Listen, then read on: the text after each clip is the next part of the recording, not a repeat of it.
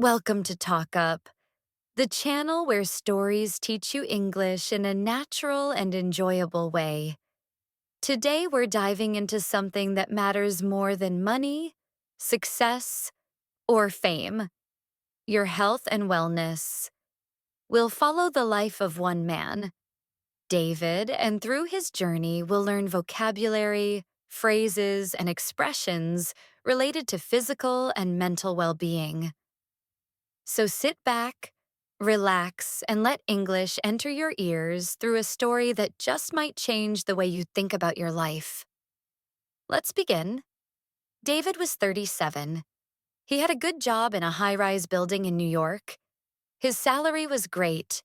His suit was always clean. And he was exhausted. Every day, David woke up at 6:30. Not because he wanted to, but because he had to. He skipped breakfast, drank 2 strong coffees, and took the subway to Manhattan. His job was intense: emails, meetings, presentations, deadlines.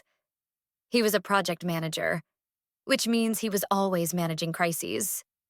Word, crises, plural of crisis, meaning big problems or emergencies. By 8 p.m., he'd leave the office, stop by a fast food restaurant, go home, open his laptop, and keep working. Sleep? Maybe 5 hours. Exercise? Too busy. Healthy food? Who has time to cook? At first, David thought he was doing great. He was successful. But his body was sending him silent messages: back pain, headaches, constant fatigue. He ignored them all. Until one day, in the middle of a meeting, he collapsed. Fade to black. The hospital smelled like antiseptic. The lights were too white. David blinked. A doctor stood over him. "Your blood pressure is dangerously high," she said. "Your cholesterol is off the charts. You need to change your lifestyle. Now." David was stunned. He had spent so much time working. He had forgotten how to live. Phrase, wake-up call, a shocking moment that forces you to change. He spent 2 nights in the hospital. No phone, no emails, just silence and thinking. He realized he wasn't living. He was surviving.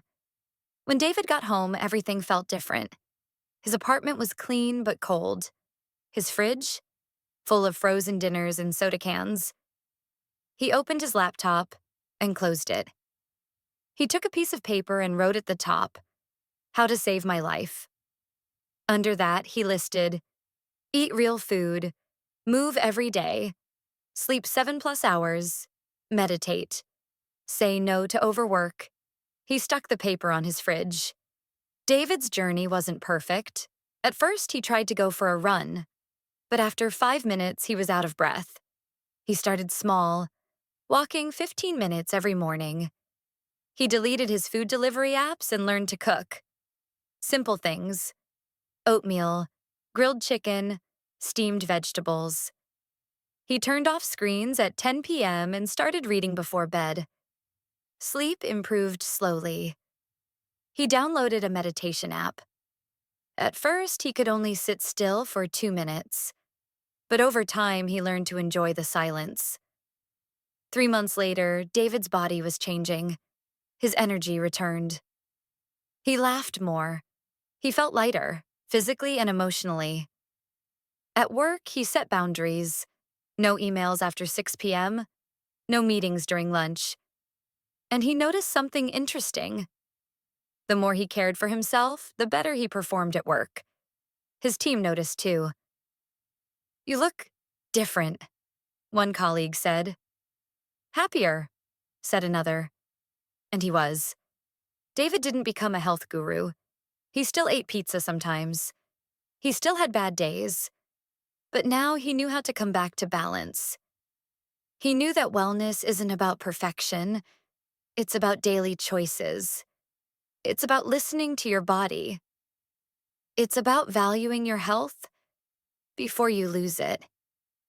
David realized he couldn't do everything alone. One Saturday morning, he walked past a small gym near his apartment.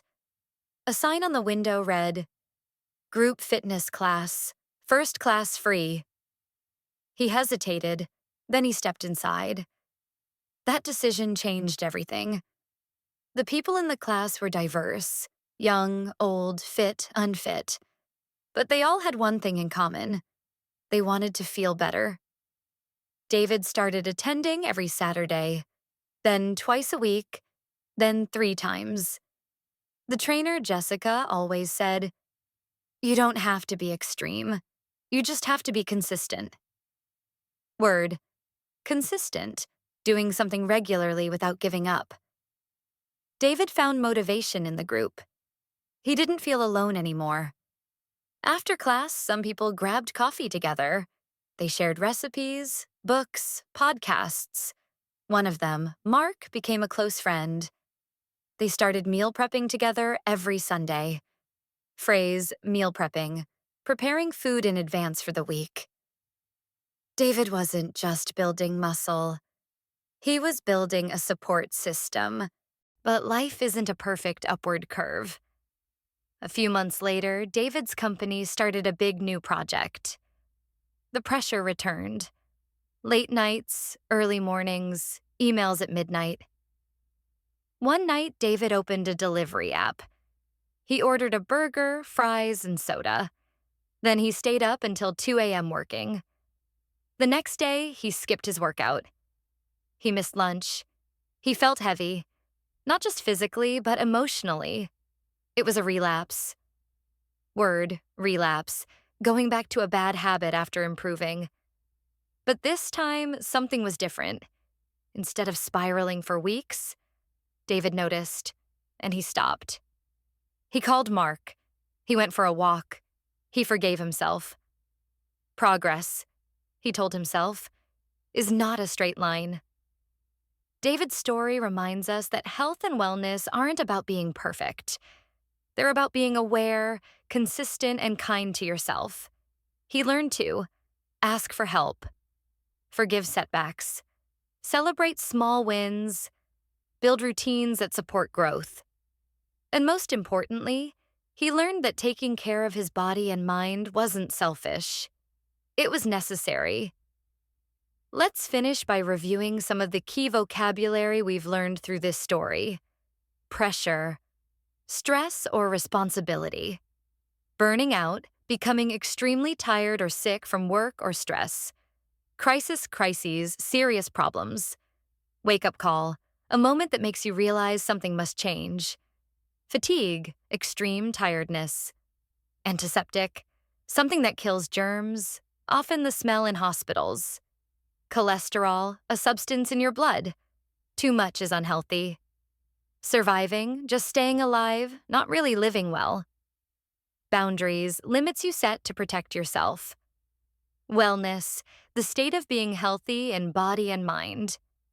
Consistent, doing something regularly without quitting. Meal prepping, preparing meals in advance. Relapse, returning to a bad habit after progress. Spiraling, getting worse and worse emotionally or mentally. Thriving, doing really well and feeling strong and healthy. Journaling, writing your thoughts and reflections. Present, focused on the current moment. Gratitude, feeling thankful. Health is not a race. It's a relationship. And every small step you take matters. Thanks for listening to today's story. If you enjoyed it, don't forget to like, subscribe, and share this with someone who could use a little inspiration and a little English.